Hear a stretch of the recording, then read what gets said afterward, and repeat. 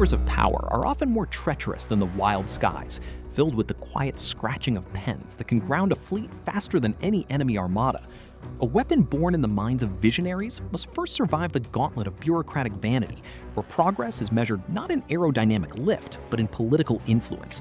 To conquer the heavens, an engineer had to navigate a toxic swamp of shifting allegiances, where a single misplaced word could turn a masterpiece into scrap metal.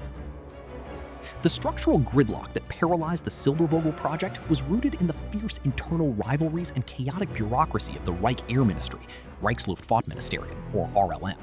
Under the volatile leadership of Reichsmarshal Hermann Göring, the Luftwaffe's procurement strategy was never a unified, logical endeavor. Instead, it was an arena of cutthroat competition, where rival aerospace firms, military officers, and scientific factions constantly stabbed each other in the back to secure funding, raw materials, and slave labor allocations. The core doctrine of the Luftwaffe was heavily biased toward tactical, short-range aviation.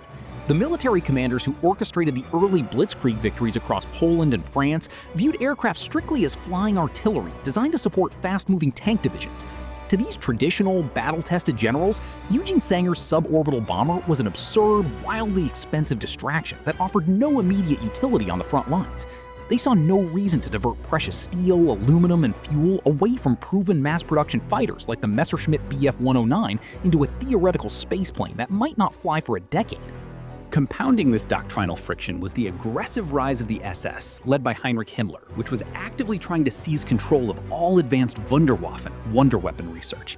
The SS heavily favored Werner von Braun's ballistic missile program in Peenemünde, which would eventually produce the V2 rocket. Von Braun's team viewed Sänger's winged, piloted concept as a direct threat to their own funding and political backing.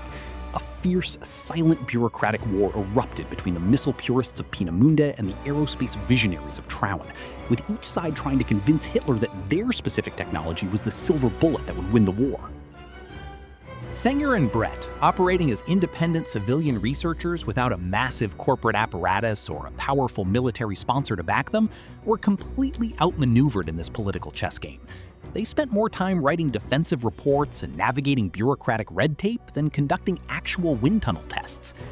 The failure of the Silbervogel to progress beyond a theoretical draft was not just a failure of 1940s technology, it was a symptom of a cannibalistic regime where institutional paranoia and internal warfare ultimately choked the life out of its own most advanced ideas.